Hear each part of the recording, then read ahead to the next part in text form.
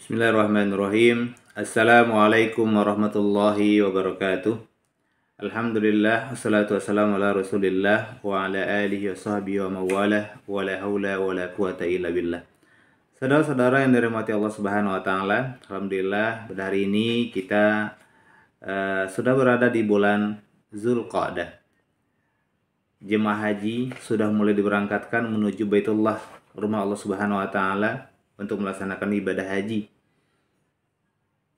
Bagi yang tidak melaksanakan ibadah haji, ada untuk memotong hewan kurban di tempatnya masing-masing. Nah, dalam memotong hewan kurban perlu kita memperhatikan syarat-syaratnya atau syarat-syarat sahnya supaya binatang tersebut halal dimakan. Kalau kita tidak memperhatikan syarat sahnya, khawatir nanti binatang tersebut tidak boleh dimakan, akan menjadi bangkai. Apa saja yang menjadi syarat sahnya sembelihan tersebut? Yang pertama adalah sebelum kita menyembelih binatang, kita harus mempersiapkan alat yang tajam. Alat yang tajam seperti golok, pisau, gitu kan, yang mampu memotong hewan tersebut.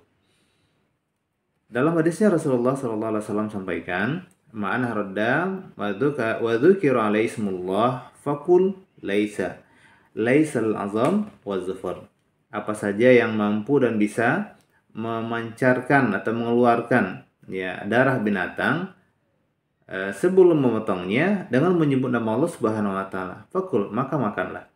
Kecuali dengan dua hal, tidak boleh kita tidak boleh menggunakan tulang dan kuku. Ini dilarang oleh Rasulullah SAW. Yang kedua, yang menjadi syarat sahnya sembelihan itu adalah hendaklah membaca bismillah. Bismillahirrahmanirrahim atau bismillahirrahmanirrahim, atau bisa menyebutkan nama orang yang berkurban. Nah, ini boleh-boleh saja. Jadi tidak disebutkan juga tidak apa-apa. Wala taqulu mimma lam yudhkar ismullahi alaihi. Dalam surat Al-An'am ayat 121 Allah Subhanahu wa taala sampaikan, wala ta'kulu, dan janganlah kalian memakan apa-apa atau sembelihan yang mana tidak disebutkan nama Allah di dalamnya. Itu akan menjadi bangkai. Dalam hadisnya Rasulullah juga sampaikan, ma'an harodan, apa-apa yang dialirkan darah, disembelih dengan apa-apa yang binatang yang disembelih, gitu kan. Wa dzukira rasulullahi, kemudian disebutkan nama Allah dengan baca bismillahirrahmanirrahim, fakuluh, maka makanlah. Yang ketiga, syarat sahnya sembelihan adalah hendaklah ketika memotong kita memperhatikan ada dua hal yang wajib dan harus dipotong. Pendapat yang lain mengatakan ada tiga, gitu kan ya. Yang pertama adalah yang harus kita potong hulkum. Hulkum ini adalah saluran makan. Yang kedua mari itu saluran pernapasan. Yang ketiga wadajain itu urat yang ada di samping kiri kanannya. Yang berikutnya, yang keempat, yang menjadi syarat sahnya sembelihan adalah hendaknya yang menyembelih itu seorang yang muslim akilan wa baligon, seorang muslim berakal dan orang yang sudah balik. Wala basa yakuna imra'atan. Tidak apa-apa yang memotong itu adalah seorang perempuan au kitabian, atau seorang ahli kitab. Sebagaimana dalam firman Allah Subhanahu wa taala yang terdapat dalam surat Al-Maidah ayat 5. A'udzubillahi minasyaitonir rajim. Wa ta'amul ladzi utul kitaba hillul lakum. Dan makanan orang-orang ahli kitab itu halal bagi kalian.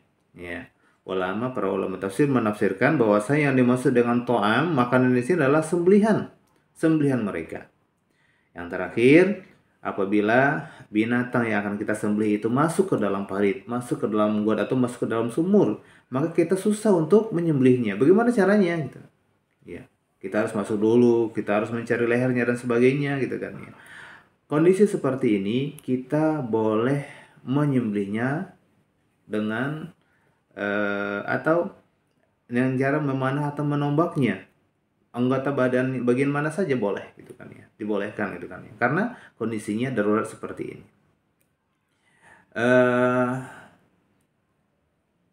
kondisi seperti ini dihukumi sebagai binatang liar. Ya, kalau binatang liar orang berburu ya itu caranya dengan memanah atau menombaknya. Ya, sebelum melepaskan panah atau tombaknya ya dengan baca bismillah. Bismillahirrahmanirrahim. Ya, mengenai binatangnya, dan ketika itu binatang langsung mati, maka binatangnya sudah boleh dimakan. Jadi binatang yang kondisinya masuk sumur gitu kan ya, masuk pada dan sebagainya, maka dihukumi sebagai binatang liar. Boleh dibunuh atau disembelih dengan menombak bagian tubuhnya yang mana saja gitu kan. Nah, yang perlu kita perhatikan adalah ketika di dalam perut binatang tersebut ada janinnya gitu kan. Bagaimana hukumnya gitu kan ya. Rasulullah mengatakan apabila binatang dalam perutnya ada janin, cukup dengan menyembelih atau memotong induknya, otomatis anaknya atau janin yang dalam perut itu boleh dimakan atau halal dimakan.